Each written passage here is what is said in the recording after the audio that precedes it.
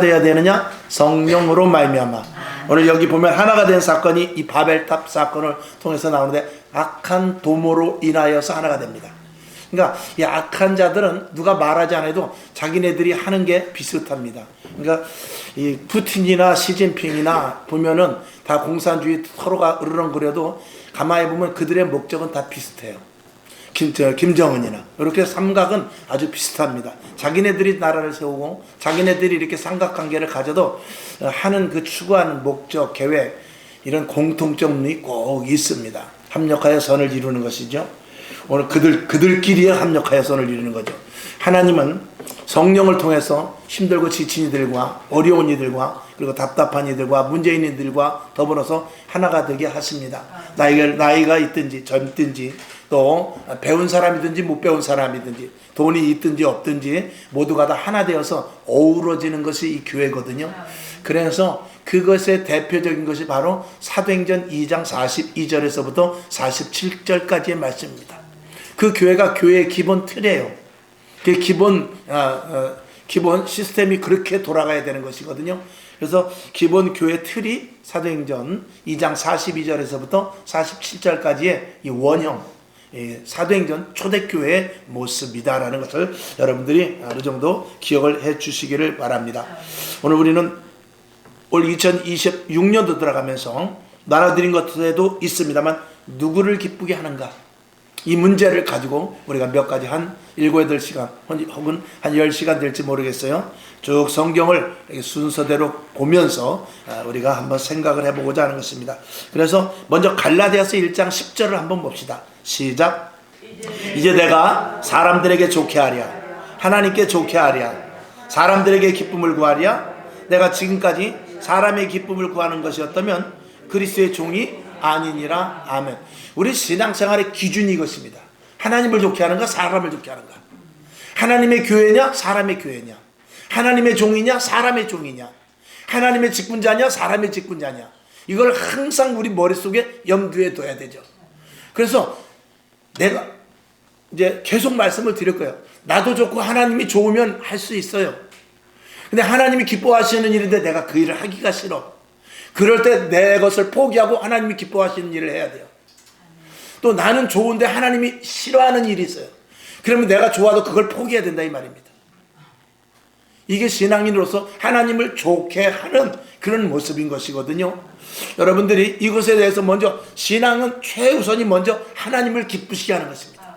나는 나중에요. 그러면 하나님께서 나를 통하여서 하나님께서 얼마든지 어련히 알아서 우리에게 복 주실 자리에서 복 주시고 사업과 직장과 자녀들 모든 것들이 하나님께서 함께 하시죠. 여러분 하나님을 최우선 가장 중심으로 놓을 수 있기를 다시 한번 주님의 이름으로 축원합니다. 그래서 지지난 시간 첫 시간에는 기준의 참탈이라고 해서 이 기준을 하나님이 원하는 하나님의 그 생각하고 하나님이 세운 계획을 사람이 뺏어왔어요. 즉 다시 말해서 에덴 동산에서 하나님이 이렇게 해라 했는데 사람이 자기 마음대로 해버렸죠.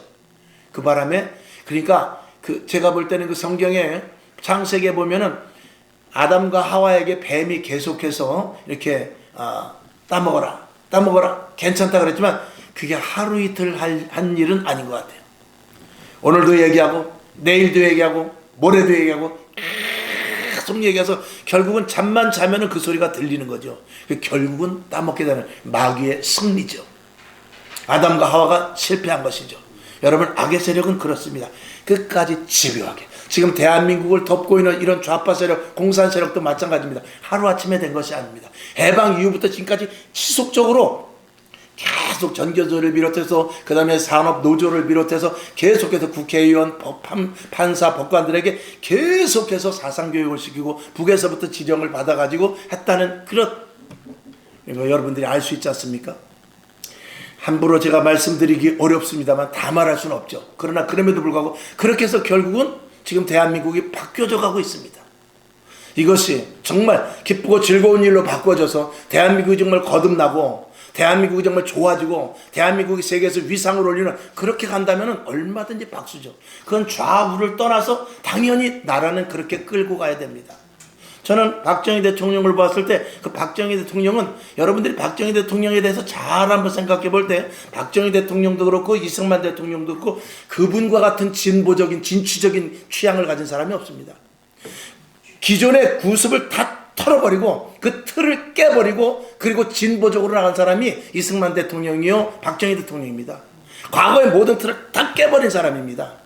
그러니까 지금의 좌파가 됐든지 우파가 됐든지 그런 방향으로 해서 대한민국이 잘 살고 대한민국이 부강해지고 대한민국의 다음 세대가 잘 살고 대한민국의 교육이 체계가 바뀌어지고 대한민국의 경제의 틀이 튼튼해지고 그런 쪽으로 간다면 어디가 됐든지 할렐루야죠.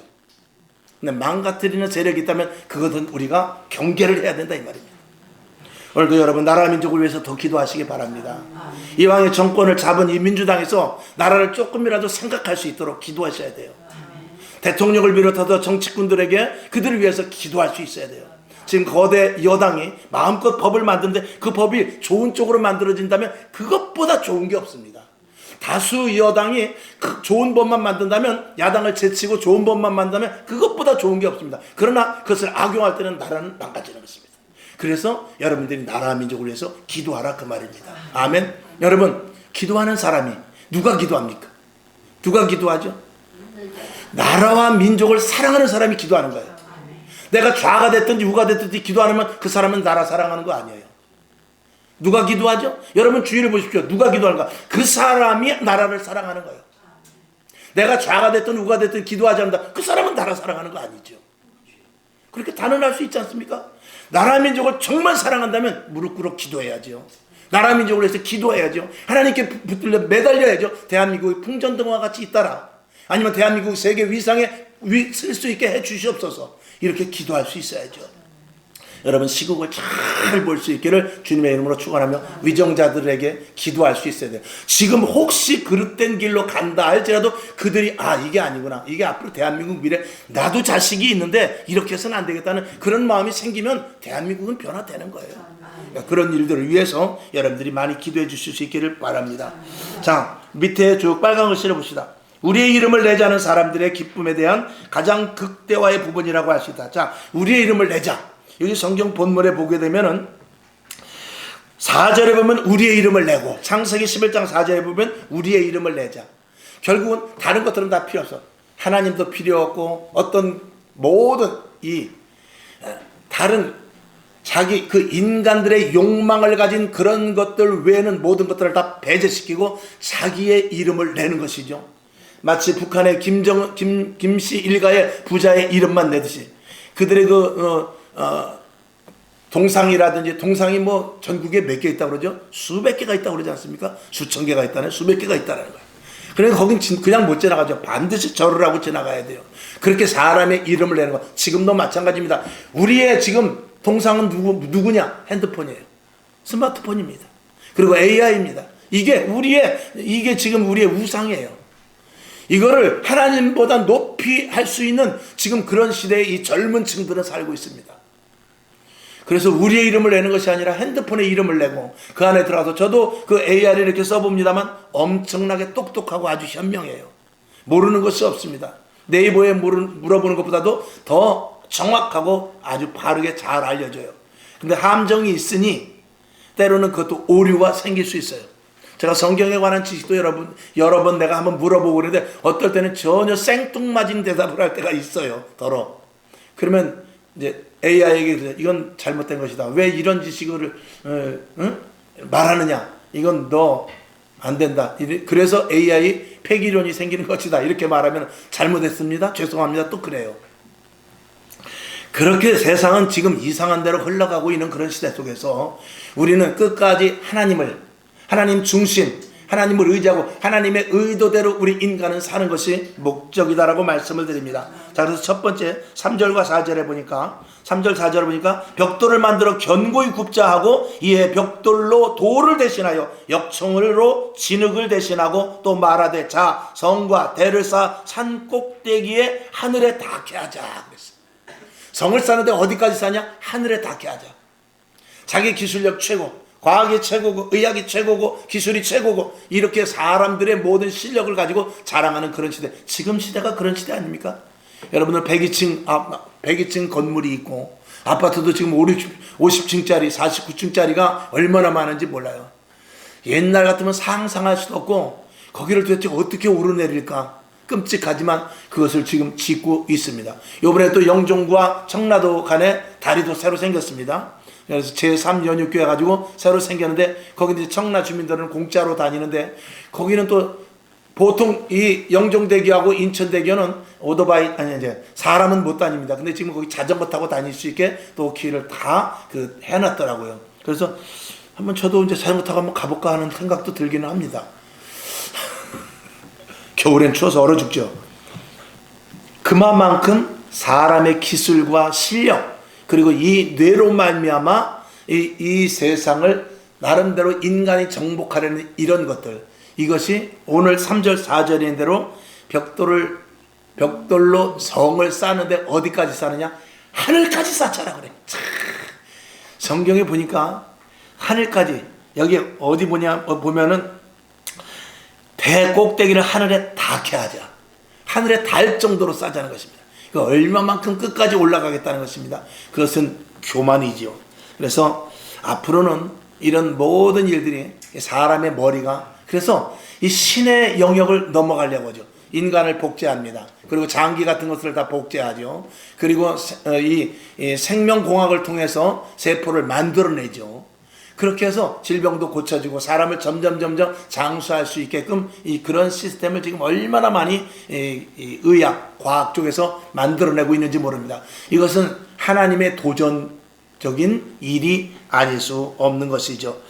자, 그래서 특히 인간의 기술력이 어디까지 갔느냐? 시스템 가동이라고 그랬는데 보면은 철저한 기술로 아주 안전하게 이 세상을 해나갑니다.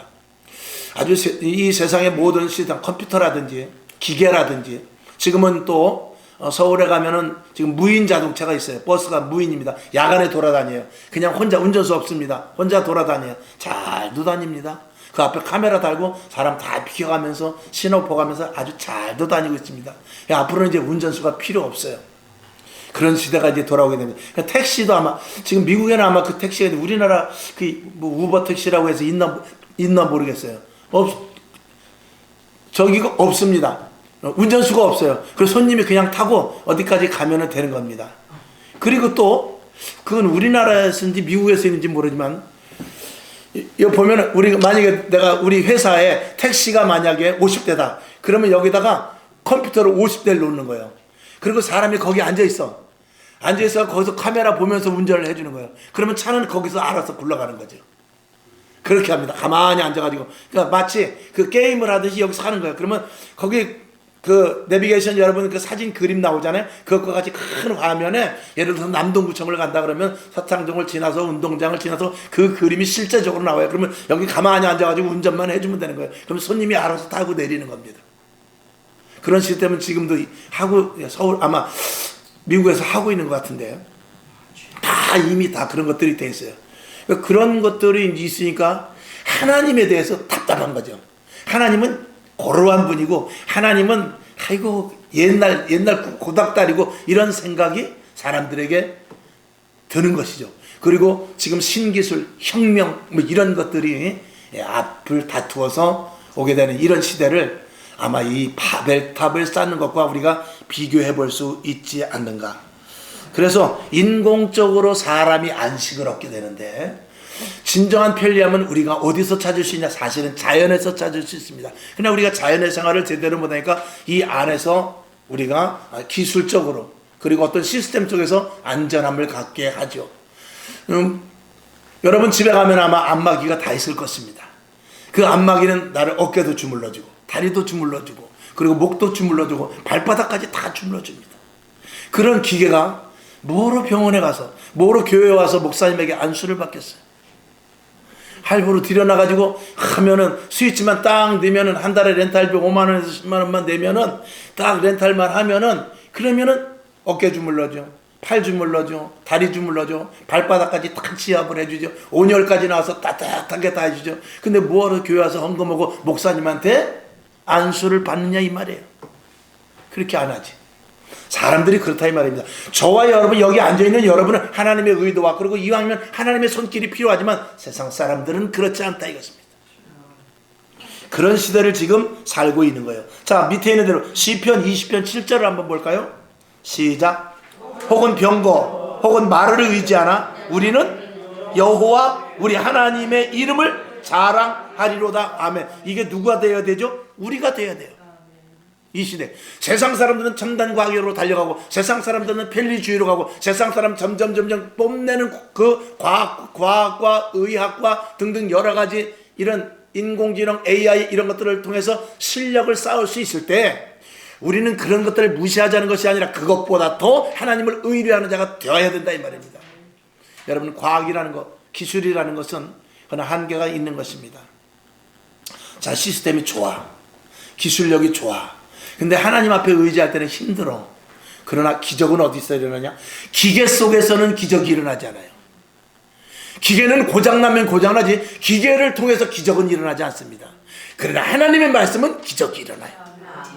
이것을 우리가 뭐 기적이 일어나든지 말든지 나는 뭐 병만 고치면 된다 그러고 하나님을 의지하지 않을 수 있지만 여기서 우리가 말하는 기적은 뭐냐? 기적 중에 가장 큰 기적은 인간의 변화입니다. 사람이 변화되는 것은 기계로 할 수 없어요. 약물로 되는 게 아닙니다. 주사로 되는 것이 아니고 어떤 시스템에 거기다 잡아 넣는다고 해서 사람이 변화되는 거 아니에요. 사람은 반드시 이 안에는 영이 변화해야 되는데 그것은 성령으로만 할 수 있는 거예요.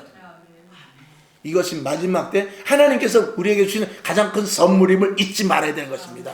그래서 아무리 달나라를 갈 수 있고 저 은하계를 갈 수 있는 그런 로켓이 생겨난다 할지라도 그것이 사람을 변화시키지는 못해. 부부간의 관계를 해소할 수 있지 못해. 형제간의 다툼을 막아내지 못해. 이웃과의 싸움의 분쟁을 해결하지 못해. 법으로만 할 수 있을 뿐이요. 그러나 성령은 그런 일들을 하게 하십니다. 사람의 심중을 변하게 하기 때문에 그렇죠. 여러분, 하나님을 의지할 수 있기를 주님의 이름으로 축원합니다. 자, 그 다음에 4절을 보게 되면 또 말하되 성과 대를 쌓아 꼭대기를 하늘에 닿게 하자 해놓고 우리의 이름을 내자. 우리의 이름. 지금은 철저하게 자기 자신의 이름을, 이 지금 개인주의가 가장 이 사회를 파괴시키는 것입니다. 이 함께 가족주의 그리고 연합 그리고 서로 공동체주의가 이게 굉장히 사회를 견고하고 튼튼하게 스크럼을 딱 짜는 것이거든요. 이 개인주의는 사회가 망가뜨리는데 가장 큰 일조를 하는 것입니다. 나밖에 모르는 것이죠. 그래서 네트워크라는 것은 글자 그대로 네트가 무엇입니까? 이 네트, 그물을 네트라고 그러잖아요. 네트워크. 그러니까 네트워크라는 것은 그물을 쫙 깔아놓고 마치 거미 같아.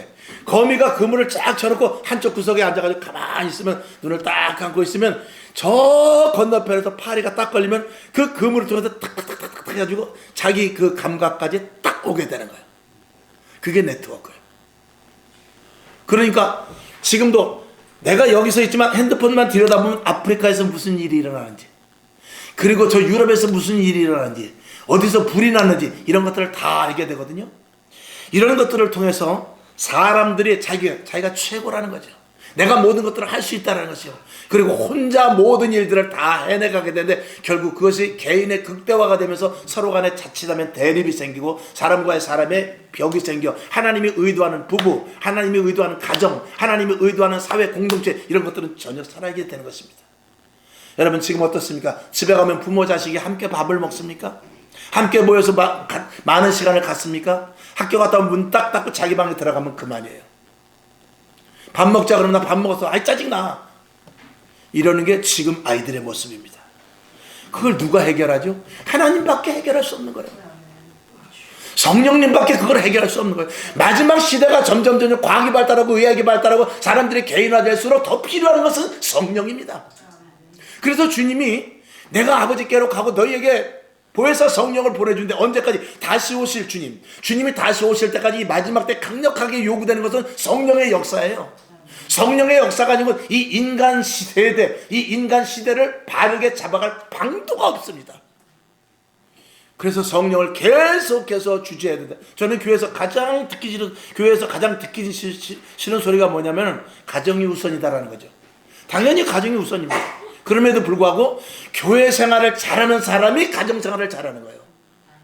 가정생활 잘하는 사람 중에 교회생활 안 하는 사람이 있습니다. 그러나 교회생활을 잘하고 은혜 받고 성령 받은 사람은 가정에 충실하지 않을 수 없어요. 내가 이혼하고 싶지만 성령 받았기 때문에 안 하는 거예요. 내가 결별하고 싶고 싸우고 싶고 집에 들어가기 싫고 밥도 해주기 싫지만 왜 들어가느냐? 성령 받은 사람이기 때문에 하는 거예요. 이건 누가 하는 것이냐? 성령님이 하는 거예요.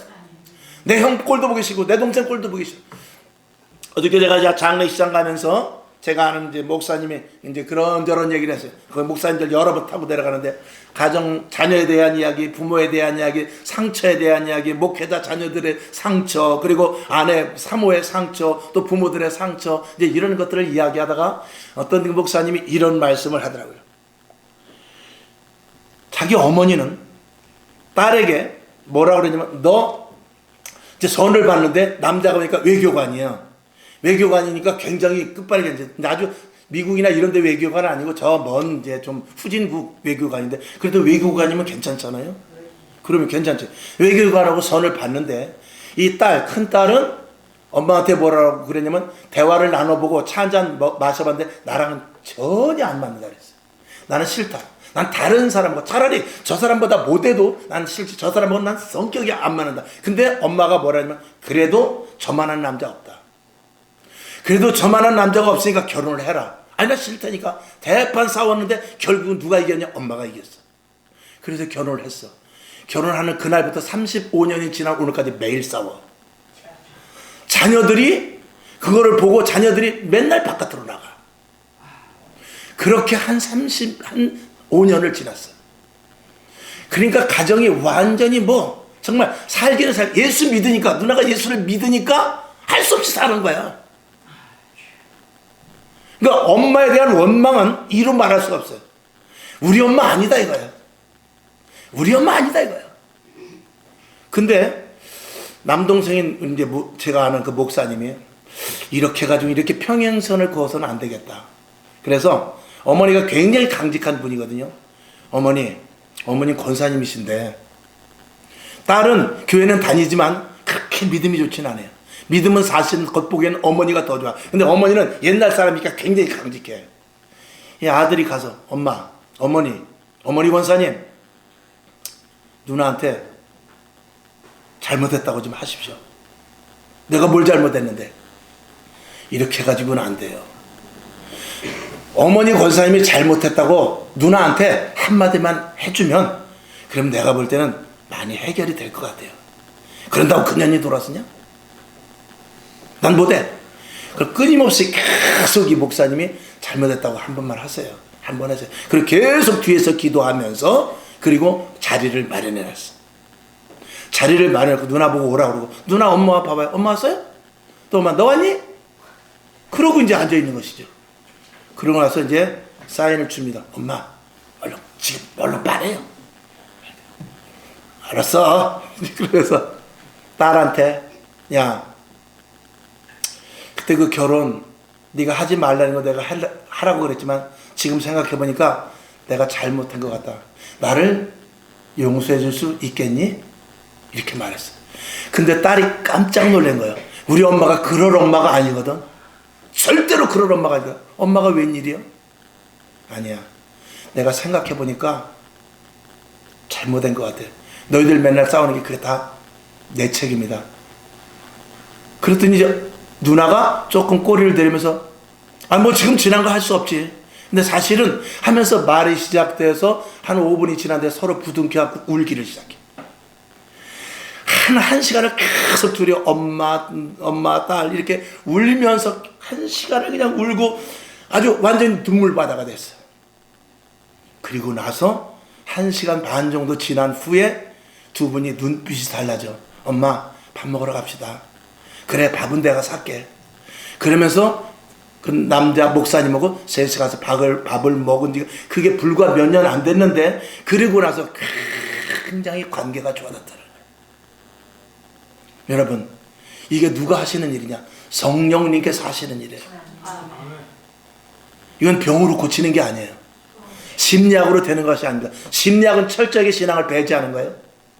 심리학 상담은 철저하게 성령님을 배제하고 심리학의 제일 먼저 입문에 뭐라고 되어 있냐면 그거는 사람의 그 어떤 인위적인 것이에요. 제가 그 부분에서 자세하게는 모르겠는데 제가 써놓은 게 있고 저도 심리학을 좀 배웠습니다. 왜냐하면 신학교 가면 배우기 때문에 상담학 무슨 그 사람들의 성격 이거 쭉 있거든요. 근데 가만히 읽어보니까 다 교회를 오래 다닌 사람들 같으면 설교를 하도 들어가지고 되게 다 아는 내용이더라고요. 목사님들은 웬만큼 상담을 다 합니다. 여러분 실질적으로 저 대학에 가서 상담학 배우는 거 그거는 어느 정도 도움이 될 수 있을지 모르지만 진정으로 해결할 수 없습니다. 상담학이라는 것은 사람들의 일어난 현상을 보고 거기에 대입을 해서 상담을 해서 맞춰주는 거예요. 근데 사람은 오묘하거든요. 같은 문제지만 사람이 다르기 때문에 엉뚱한 생각을 가질 수가 있기 때문에 그걸 풀어주는 것은 성령님밖에 할 수 없어요. 그래서 마지막 때는 성령이 필요하다는, 그러니까 모든 문제의 질병은 어디서 치료받는 것이냐? 교회에서 치료받는 거예요. 교회에서 성령님이 어루만져 주셔야 치료받는 것이지. 의사의 손길이 필요하죠. 부러졌으면 의사 선생님한테 가야죠. 또 맹장이 일어났으면 의사 선생님한테 가야죠. 그러나 그럼에도 불구하고 그 위에 지배하고 있는 분이 계시니 성령님이십니다. 하나님이 치료자 되시고 하나님이 회복자 되시고 하나님으로 말미암아 그 내면을 움직여서 화해하게 하고 하나 되게 하고 연합되게 하고 그리고 서로 부둥켜 안게 하는 것입니다. 이게 교회 안에서 일어나는 거예요. 그래서 여러분 신앙생활 잘하고 성령의 사람이 되면은요 용서할 수 없는 것을 용서하게 됩니다. 받아들일 수 없는 것을 받아들이게 돼요. 포용할 수 없는 것을 포용하게 되고요. 전혀 이해되지 않는 것이 이해되기 시작해요. 이게 누가? 성령님께서 나를 건드리면서 시작이 되는 거예요. 그러니까 마지막 때 점점 의학이 발달하고 과학이 발달할수록 이런 부분에 대해서 누가 터치를 해야 되냐? 교회가 이걸 해야 되는데 교회가 매일 와서 사치기 하면 안 된다 이 말이에요. 교회는 오직 심령을 건드리는데요. 영혼을 관리하는데요.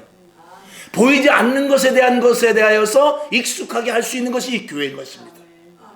여러분 그런 심정을 가지고 앞으로 남은 생애 동안 교회에 대한 이 가치와 교회에 대한 생각을 전환점을 가질 수 있기를 주님의 이름으로 축원합니다. 그래서 하나님을 기쁘시게 하는 것, 이번 계속한 시리즈를 통해서 하나님을 기쁘시게 하라 이 대전제 제목으로 설교를 한 10회에 걸쳐서 할 것입니다. 우리 한번 따라해 봅시다. 누구를 기쁘게 하는가? 누구를 기쁘게 하는가? 하나님을 기쁘시게 한다. 아멘. 하나님을 기쁘시게 하는 거예요. 하나님을 기쁘시게 하면 내 마음이 녹아지는 거예요. 하나님 우선순위로 할 때 내 마음이 녹아져요. 하나님이 나를 만지시기 때문에 그래요. 자동차를 가장 잘하는 사람은 현대자동차에서 일하는 사람이에요. 저 정비사에서 하는 사람입니다.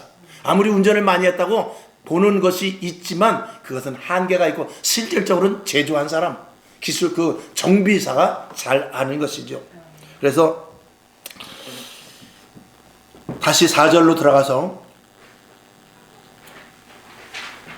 우리의 이름을 내자. 우리의 이름을 낸다는 것은 인간의 욕구를 채워가면서 영적인 부분에 대해서 전혀 생각하지 못하는 그런 것이라고 우리가 볼 수 있고, 그 다음에 작은 두 번째 보면은 눈으로 보여지는 것에 만족하게 합니다. 세상은 눈으로 보여지는 착시를 항상 가지게 해요. 그래서 세상 것이 보암직하고 먹음직하게 그렇게 세상을 만듭니다. 저 약을 먹으면 꼭 나을 것 같고, 꼭 거기를 가면 내가 이룰 것 같고, 꼭 그 사람을 만나면 무엇이 될 것 같고, 이 일을 이렇게 추진해가면 무엇인지 생각대로 될 것 같은, 여기에 눈에 보이는 현상 속에 넘어간다 이 말이에요. 우리를 인도하시는 분은 누구십니까? 예수님이시요, 말씀이요, 기도할 때마다 우리에게 주시는 레마인 줄로 믿습니다. 그래서 요한복음 5장 44절을 봅시다. 시작. 너희가 서로 영광을 취하고 유일하신 하나님께로부터 오는 영광은 구하지 아니하니 어찌 나를 믿을 수 있느냐. 말씀 그대로입니다. 하나님께로부터 오는 영광에 대하여서 관심이 없고, 그리고 서로 사람의 영광만 가지고 다투고 있으니 어떻게 나를 믿을 수 있겠느냐 이 말이죠. 여러분, 우리는 외적인 것보다 내면을 중요시해야 돼요. 눈에 보이는 것보다도 그 안에 이면에서 일어나는 현상을 우리가 잘 파악을 할 수 있어야 됩니다. 눈으로 보이는 현상이 아니라 이면에서 무슨 의도가 있는가, 이걸 우리가 볼 수 있어야 되죠. 이걸 모르면 우리는 사람으로서 먹고 마시는 게 사람이 아니에요.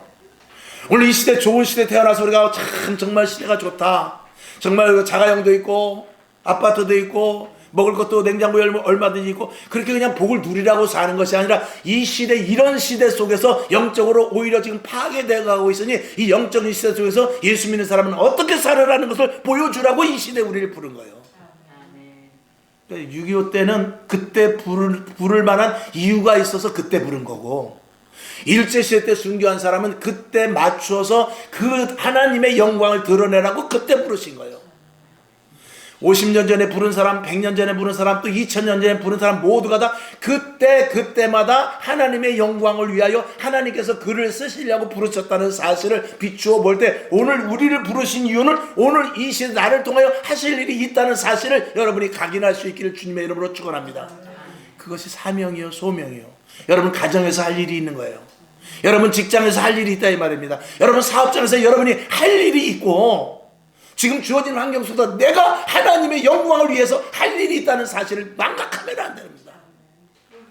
먼저 그의 나라와 그의 의를 구하라고 했던 오늘 낮의 말씀과 마찬가지로 먼저 그의 나라와 의를 구하는 것이 선행되지 않으면 그 사람이 예수 믿는 것은 결국은 광야에서 죽을지도 모르는 그런 사람이 되는 겁니다. 자, 그 다음에 세 번째 보면 4절 뒤에 보게 되면은 우리 이름을 내고 그 다음에 온 지면에 흩어짐을 면하자 그랬습니다. 서로 하나가 되기를 원하는 거죠. 근데 무엇으로 하나가 되냐? 불법, 불의, 다수. 여러분 다수가 옳은 것은 아닙니다. 다수가 옳을 수도 있어요.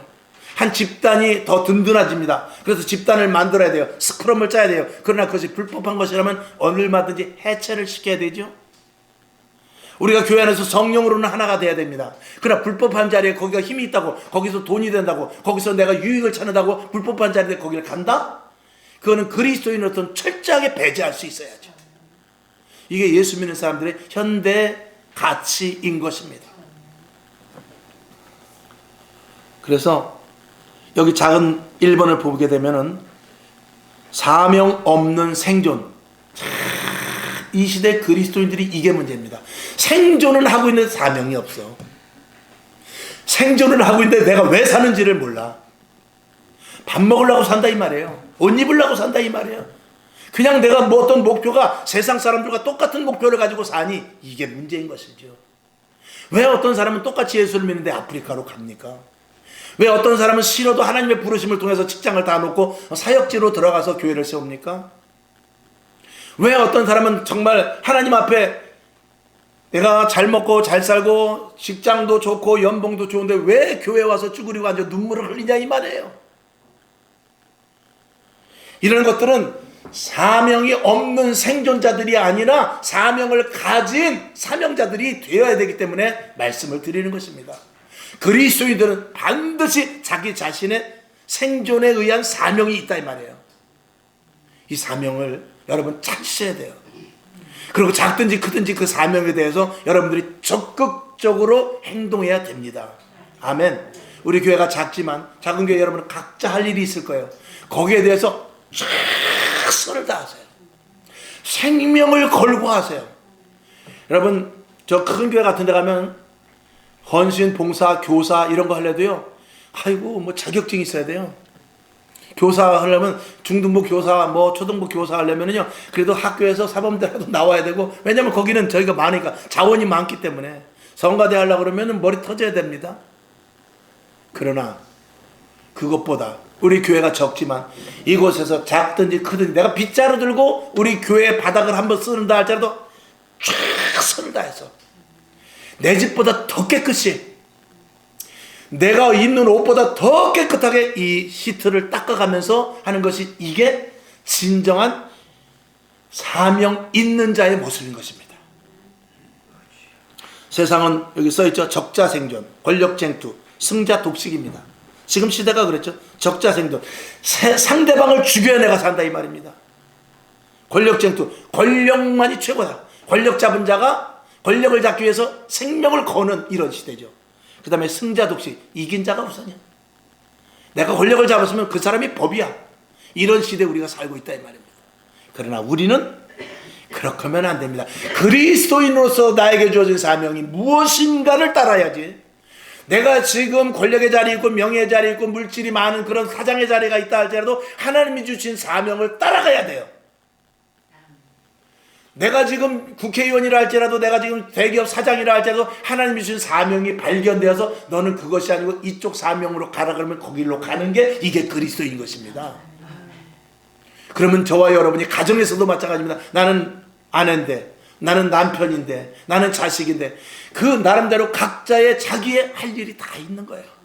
그 집에, 우리 집은 나는 왜 이런 집에서 태어나겠어? 왜 우리 집은 가난해? 왜 우리 집은 맨날 엄마 아빠 싸워? 맨날 왜 우리 집은 맨날 우리 할머니가 맨날 아파? 그런 집이라 할지라도 그 자리에서 네가 할 일이 있다 이 말이에요. 그게 사명이에요. 그게 대한민국 교회 지금 이 한쪽 서창동 구석에서 예배드리는 저와 여러분에게 사명이 있고, 저 아프리카 오지에서 복음을 전하는 사람도 그 사람이 있고, 저 브라질에서 지금 복음을 전하면서 브라질이 일어날지어다 하는 사람들도 그대로 사명이 있고, 저 무너져가는 유럽에서 교회를 쓰러져가는 교회를 거기 몸부림치면서 붙잡으면서 기도하는 사람도 거기는 그 시대 거기에 주어진 그 사람의 사명인 거예요. 사명 없는 사람은 없습니다. 다만 사명대로 하지 않을 뿐이에요. 그래서 4절 뒤에 보면 온 지면에 흩어짐을 면하자 그런데 작은 두 번째 보면 진리, 공의보다 평안함을 추구하는 것이죠. 그래서 자기네들끼리 하나가 되고 자기네들끼리 안정을 취하는 그런 그룹을 만드는데, 그런 것들은 정말 우리 믿는 자들은 조심해야 될 것입니다. 우리 나 혼자 남더라도 12명의 그 정탐꾼 중에서 여호수아 갈렙 두 사람만이 남는다 할지라도, 내가 그 두 사람 측에 들은다 할지라도 그것이 하나님 보시기에 진리요 하나님 보시기에 공이라면 돌에 맞아 죽어도 그 자리에 있어야 되는 게, 이게 마지막 때 우리가 살아가야 될 가치인 것입니다. 성경을 한번 봅시다. 누가복음 12장 18절 19절 20절 시작. 또 가로되 내가 이렇게 하리라. 내 곡간을 헐고 더 크게 짓고 내 모든 곡식과 물건을 거기 쌓아두리라. 또 내가 내 영혼에게 이르되 영혼아 여러 해 쓸 물건을 많이 쌓아두었으니 평안히 쉬고 먹고 마시고 즐거워하자 하리라. 네. 하나님은 이르시되 어리석은 자여 오늘 밤에 내 영혼을 도로 찾으리니 그러면 내 예비한 것이 네 것이 되겠느냐. 오늘도 권력을 가지고 흔드는 사람이 있습니다. 오늘도 돈을 가지고 어떤 자리에 위치해서 자기가 확고하다고 자랑하는 사람이 있습니다. 어떤 사람은 오늘 건강하다고 내일에 대하여서 부푼 꿈을 가지고 있는 사람이 있을지 모르지만, 그 사람이 하나님 앞에 사명이 없으면 오늘이라도 그를 걷어갈 수 있는 것이 이 시대입니다. 어느 시대든지. 여러분, 하루를 살더라도 사명을 감당하시기 바랍니다. 자녀들에게 예수 믿으라고 강권해서 말하십시오. 남편 아내들을 설득해서 예수 믿게 하십시오. 그리고 눈물의 기도를 하시기 바랍니다. 또 내가 있는 자리에서 예수 믿는 것을 드러내고 내 작은 한 뼘의 얼굴이 전도지가 될 수 있기를 주님의 이름으로 축원합니다. 마지막 결론. 어떤 식으로 우리가 이런 일들에 대해서 결론을 짓고 해결을 해야 되냐. 오직 하나님 중심의 삶을 살아야 되죠. 계속해서 말씀을 드린 것입니다. 결론이라고 할 것도 없는데, 그래서 첫 번째 기준이 하나님이어야 돼요. 우리의 모든 기준은 하나님이어야 돼요. 우리가 라면을 끓일 때 물을 넣게 되면 그 몇 컵, 몇 cc 그 물을 넣으라고 그래요. 그 기준이, 예를 들어서 만약에 340cc를 넣어라 그러면 340cc 그 물을 넣으려면 우리는 기준을 어디서 잡아야 되느냐, 그 컵의 계량을 보고 하는 거죠. 물론 많이 끓여 먹는 사람 대충 끓여 먹지만, 만약에 그것이 처음이라면, 내가 라면을 처음 먹다면 그 계량컵이 맞아야 돼요. 그것과 마찬가지로 우리는 이 세상에 살아가면서 모든 기준을 어디에다 두냐, 이 성경 말씀 하나님에 두어야 되는 것이죠. 그러니까 하나님이 미워하는 일을 하면 하지 말고, 하나님이 기뻐하시는 일이라면 내가 싫어도 해야 되는 이 기준을 저와 여러분이 삼고 있어야 될 것입니다. 아멘. 자, 고린도전서 10장 31절 시작. 그런즉 너희가 먹든지 마시든지 무엇을 하든지 하나님의 영광을 위하여 하라. 무엇을 하든지 하나님이 영광 받으실 만한 가치를 가지고 하라 이 말입니다. 이렇게 할 수 있기를 주님의 이름으로 부탁을 드립니다. 그 다음에 분별을 해서 모든 것들이 하나님이 기준이 돼서, 그러면 그 분별을 한 후에 그대로 결단을 해서 전진하여 나아가야 됩니다. 로마서 12장 2절 시작. 너희는 이 세대를 본받지 말고 오직 마음을 새롭게 함으로 변화를 받아 하나님의 선하시고 기뻐하시고 온전하신 뜻이 무엇인지 분별하도록 하라. 이게 마지막 때를 살아가는 우리들의 모습이어야죠. 자, 로마서 12장 2절 보면 너희는 이 세대를 본받지 말라. 지금이 만약에 바벨탑을 쌓는 시대라면 바벨탑을 쌓는 자리에서 나와야 됩니다. 아멘. 그 다음에 그 뒤에 보면은 하나님이 선하시고 기뻐하신 뜻이 무엇인지 알아야 되는데, 우리는 하나님이 기뻐하시는 뜻대로 사는 것이 아니고 내 이름을 드러내고 살기를 원하는 경우가 너무나 많죠. 여러분, 내 이름을 드러나는 것이 아니라 하나님의 뜻대로 하나님의 이름을 드러낼 수 있기를 주님의 이름으로 축원합니다. 그 다음에 마음을 새롭게 함으로 변화를 받아야 되는데, 이 변화된 삶을 사는 사람들은요, 많은 사람들의 모인 자리에 있는 것이 아니라 하나님이 기뻐하시는 진리의 자리에 있게 됩니다. 이건 마지막 때 굉장히 중요한 말씀입니다. 진리는 소수예요. 의로운 자리는 소수입니다. 의인은 적어요. 정직한 사람이 적어져가는 시대입니다. 불법을 행하는 자들이 많아지고 불의에 속한 자들이 많아지며 탈법한 자들이 많아지는 시대가 점점 다가오게 되는데, 그때 끝까지 어떤 것이 진리고 어떤 것이 길이고 어떤 것이 옳은 것인지를 말해줄 수 있는 그 이정표가 누가 되어야 되느냐? 예수 믿는 사람이 되어야 되는 것입니다. 그래서 이 시대에 우리를 부르신 것입니다. 아이, 뭐 나에게 유익도 없는데 난 몰라, 저쪽으로 그냥 갈래. 그렇게 해서는 안 됩니다. 나 혼자만 하면서 너무 외로운데, 나 혼자라면 이거 아닌 거 아니야 혹시? 그런 자리가 된다 할지라도 그것이 옳고 주님께서 분별하여 주신 자리고 성령의 감동하신 자리고 내가 손해보는 자리를 할지라도 그 자리를 고수할 수 있는 게 그리스도인이라는 것을 여러분에게 당부를 드립니다. 그렇게 사시길 바랍니다. 얼마 남지 않았습니다. 그리고 얼마 남았다 할지라도 내 생애 동안 그렇게 살 자신 없습니까? 이왕이면 인간이라면 그렇게 살아야죠. 사람이라면 그렇게 살아야죠. 오늘 여러분에게 그 은혜가 있기를 주님의 이름으로 축원합니다. 우리 하나님 감사합니다. 하나님 아버지, 누구를 기쁘시게 하는가? 오늘 우리의 이름을 내는 것이 아니고 하나님을 높이고 또 하나님 중심의 삶을 살 것을 분명히 오늘 우리가 말씀을 올립니다. 아버지 하나님, 오늘 말씀 속에 깨달음이 잊어버리는 것이 아니라 오늘 말씀을 듣고 행하게 하시고, 또 장황한 말씀 속에 앞에 것을 잊어버릴 수 있으나 우리가 다시 한번 유튜브에 들어가서 말씀을 다시 듣고 이 나눠준 종이를 보면서 다시 한번 각인시켜서 그대로 살기를 각오하는 믿음의 자녀들 되게 하여 주시옵소서. 예수님의 이름으로 축복하고 기도합나이다. 아멘. 주기도문하고 하나님을 기쁘시게 하기를 원합니다. 사람을 기쁘게 하는 것이 아니라 하나님을 기쁘시게 하는 자리에 있게 하옵소서. 이렇게 기도하고 일어나시기를 바랍니다. 하늘에 계신 우리 아버지여, 이름이 거룩히 여김을 받으시오며 나라에 임하옵시며 뜻이 하늘에서 이룬 것 같이 땅에서도 이루어지이다. 오늘날 우리에게 일용할 양식을 주옵시고, 우리가 우리에게 죄진 자를 사하여 준 것 같이 우리 죄를 사하여 주옵시고, 우리를 시험에 들게 하지 마옵시고 다만 악에서 구하옵소서. 대개 나라와 권세와 영광이 아버지께 영원히 있사옵나이다. 아멘. 오직 하나님 영광